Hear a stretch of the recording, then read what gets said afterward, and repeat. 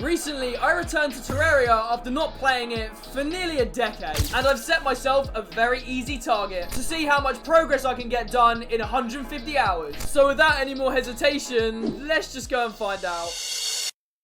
After defeating Inspector Gadget's third leg from the last video, we had now unlocked a bunch of new weapons, and some of them did a ridiculous 117 damage! But to be honest with you, only one thing caught my attention. It was this weapon here with one of the best names I've ever seen, the Excalibur. And it also came with a really nice weapon effect thing, and either way, I was chuffed. However, I decided to have another Batman moment. Now that we'd taken out Inspector Gadget's third leg, I was definitely sure there were only 2 mechanical bosses left in the game. But unfortunately, whether I liked it or not, I was going to have to take them out in order to progress the game. Chapter 6. The Twin Testicles. And that other melt. Seeing there are 2 mechanical bosses left, I decided to do a bit more preparation. And in order to do this, I needed to summon back in the third leg. Cause what else was I gonna fucking do? This time, however, the Excalibur was a game changer, and we got 22 hallowed bars. I headed straight back home and changed my armor from titanium armor to hallowed armor, which for 1 point of defense, I'm gonna take it. And just like I was gonna take this steampunk woman out on a jetpack wait, she has a jetpack, and I can't afford it. I mean, come on. Obviously, I'm gonna raise the funds to get a fucking jetpack. At this point, nothing could stop me. Yo, brother. You might wanna get a specific crystal and use it in the hollow. There's another shitty boss you've missed. Cheers, G. Take my bank information. After my stupidity and incompetence was pointed out by Housebreaker, I went to go and get the weird summoning crystal, which is this thing here on the side. After grabbing it, I decided to travel to the hollow and went and used it. And I was just completely flabbergasted because it was literally the female version of King Slime. Just like King Slime, she was an absolute piss take and died very quickly. And after sort of wasting my time, I went back home again. However, one thing I do not waste time on is slandering a country known only as Belgium. And this time, unlike the Belgians, I have constructed a windmill. It doesn't really look like a oh my god. Oh, no! No!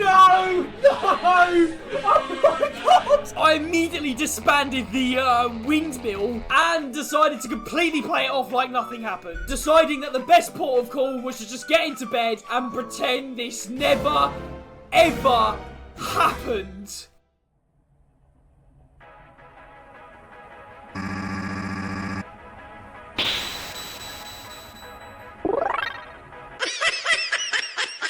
And seeing that this bastard had returned, I had to travel all the way back to his dungeon. Somehow that fucking skeleton bastard is returned. Where the grass was nice and green to where it really wasn't, and to where it's really, really cold, I finally managed to get there and summoned in Prime Skeletron. It can't be that difficult. Holy shit! Holy shit! After summoning Prime Skeletron, I quickly realised this was a totally different ball game. And tactically speaking, I was just going to have to duck and weave. And if we're going to duck and weave, I might as well use the Mega Shark, which is not really, it's not very good. Oh my god! Oh! And it didn't take long for Skeletron to realise that my strategy was about as useful as a pensioner's bladder, and decided to turn me into absolute mincemeat.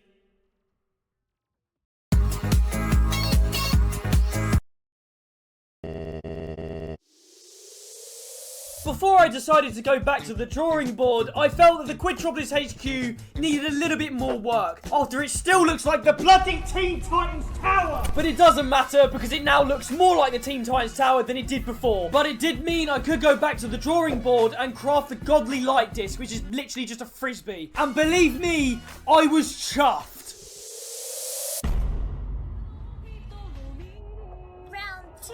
I immediately leapt into the fight and used the magic frisbee, and Jesus of Nazareth, look at this damage! It's just double some power! And after I finally figured out how to use the auto target system, it was actually really effective, and I took out 2 of his weird robotic limbs.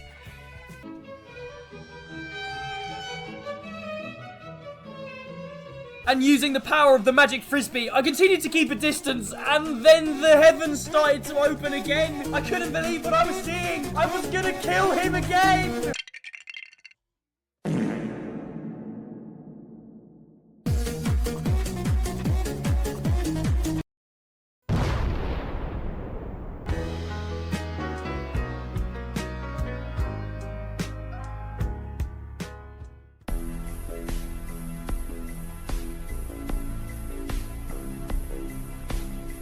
After defeating the bonehead that is Skeletron again, I immediately teleported home and then proceeded to have another epiphany moment! The last mechanical boss left in the game may resemble my testicles, but it's actually not. It's the twins, and they are basically just the Eye of Cthulhu, but on steroids. And now that we finally dealt with Big Bonehead, I had so much time on my hands. And while I was going to go and craft some new items, I came across the Mechanical Eye! Which meant I had to go on another journey. From biome to biome. Oh shit, no. And to where it gets really, really cold. Well, yeah, fuck that, I'm getting out of here. But eventually I got to Skeletron's dungeon place and summoned them in. Now, aside from the fact that they both look more like testicles than I actually thought, one of these eyeballs was way more annoying than the other. But it didn't matter because I was actually doing a fair bit of damage with the magical frisbee. And then one of them decided to burp garlic in my face. But I completely forgot that it was 9:03 in the morning in New York. Filled to the brim with determination, I decided to head on back. But it was a really exhausting journey, so I got into bed and had a kip. Followed by a really weird dream. I had a nightmare that I was fighting Prime Skeletron again and using the Mega Shark, but with really, really shit bullets and being turned into mincemeat, which doesn't seem that weird. The reason why the Mega Shark was underperforming is because I was using tungsten bullets instead of crystal bullets, and I needed way more crystal bullets. I need more bullets! I need more bullets! I need more bullets! After I awoke from the nightmare, I then switched to using crystal bullets, and holy mother of Jesus! What is this? Every single time I'd done this fight, Mr. Garlic Breath was by far the most annoying thing in this fight. So this time, I decided just to completely focus all of my attention on him, and by Jove, that pesky little bugger was dealt with dashingly.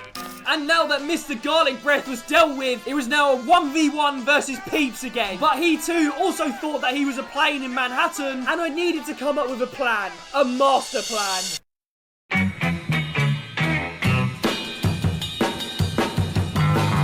And if you've watched me for a period of about 3 to 4 months, you'll know that this is my favourite plan. However, before I could initiate the best plan ever, I felt quite romantic and decided to fly into the air, firing hot bullets into its fucking face before I killed Peeps again.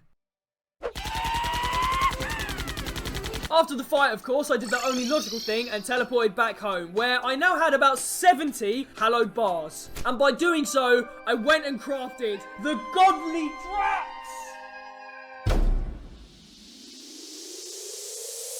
Chapter number 7. Rumble in the Jungle!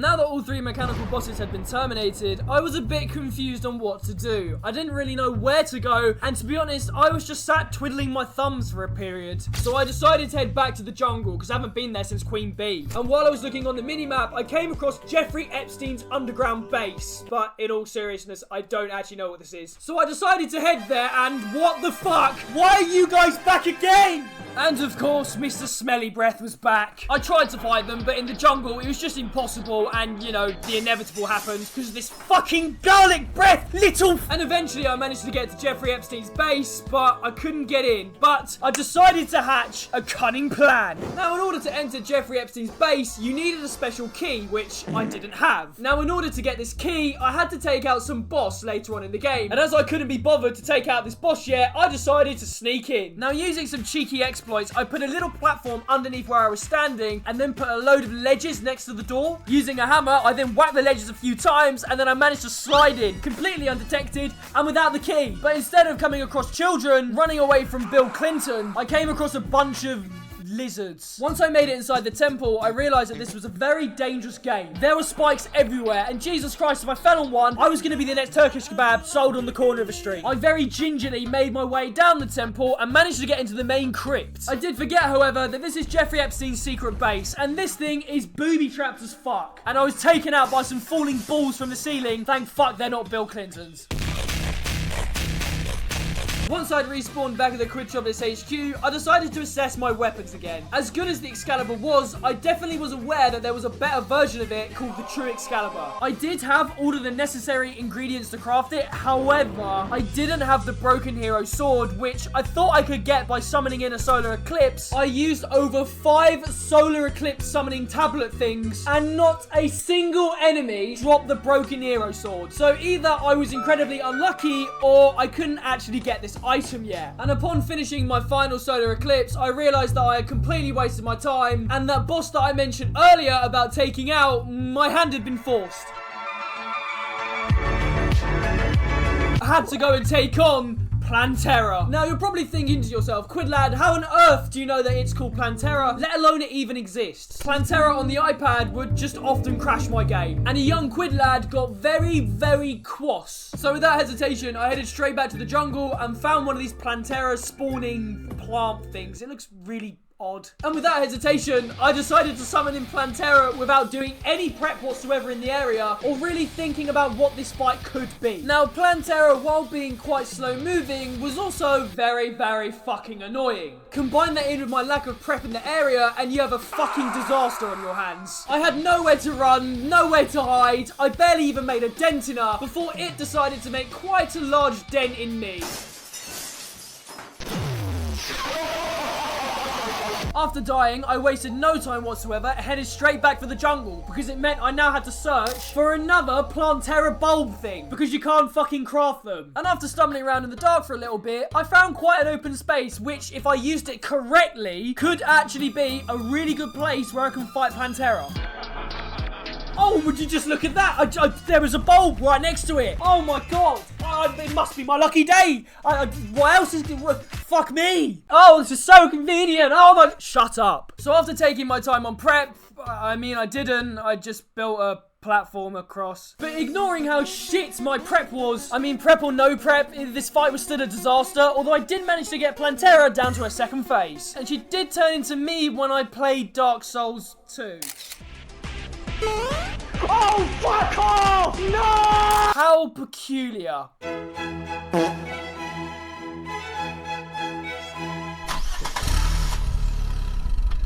It didn't take long for me to find another Plantera bulb, which obviously I broke. I then went wee, not all the way home, but back to the boss platform thing, whatever the fuck you want to call it, and then waited for Plantera to slowly crawl to the boss arena. She went about the same speed as I do whenever I get out of bed. And without hesitation, I just proceeded to fire hot crystal bullets into her face. It didn't take long for me to get her onto her second phase, and at this point, it was literally just going to be a hit and run game. And with me only having 26 HP out of a possible 400, I managed to take out Plantera. Jesus Christ, I swear on everything that is holy, a little bit of feces may have come out of my bum, but I assure you it definitely didn't. But it most likely did, but it definitely did. And then while I was doing the Macarena in my bedroom, a wasp decided to kill me. Now that Plantera was dead, I could finally do the Solar Eclipse thing again and try and get my hands on the Broken Sword thing, Hero Sword, whatever it is. And I managed to get about 3 or 4 of these Broken Hero Sword chunks. And while I was in the process of making the True Excalibur, I decided to turn my Knight's Edge, the weapon that I used to beat the Wall of Flesh,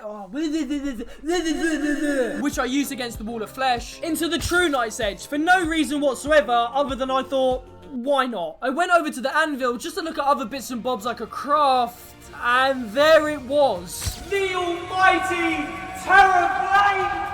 Oh my good heavens, great Scott! What an insane weapon! So now that I'd taken out Plantera, I'd made the Terror Blade, there was only one more thing I had to do. It was to go back to Jeffrey Epstein's base and go and take out the man himself. As I was leaving for the jungle, I decided to bump into Jimmy Neutron, whose career and ultimately his life has taken an absolute nosedive since his show was cancelled, because he's now selling drones. Fortunately for people living in the Middle East, or unfortunately if you're Barack Obama, armor. It isn't capable of drone strikes, thank fuck. After I made it back to Jeffrey Epstein's base, I did my slidey antics through the door, battling my way through the global elites, aka the lizards. At this point, I was feeling very confident. The Terrorblade had really expanded my ego, to the point where if you look carefully at the northern lights, you can see that little bit of Quid Lad. I'm moving over to this strange altar where Nope.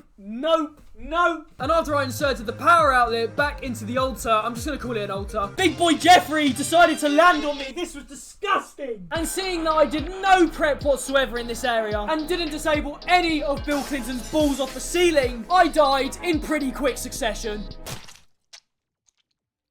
I took a moment to question my sanity after Jeffrey Epstein had literally sat on my face. Seeing as I had the yo-yo glove, which I picked up off camera, and seeing as I had a yo-yo which was called the Eye of Cthulhu, which was actually really fucking good, I thought, you know what, let's spin off the Terrorblade for 5 minutes and let's go and use this eyeball. I went and summoned in Big J and started using the yo-yos. Fuck me, what the hell is this damage? It's even more than it was against the bloody twins. However, it was all in vain because yet again, my retardism made me fly into the Golem's head. I don't know why I did this, but, you know, it's me. What do you expect? Even though I had changed weapon and just put torches in the arena, I don't really know how that helps. I hadn't actually done the one thing I said I was going to do. I had completely forgotten to do arena preparation, so no wonder I was just getting my ass handed to me. And of course, the only arena preparation I actually know is just building a load of platforms.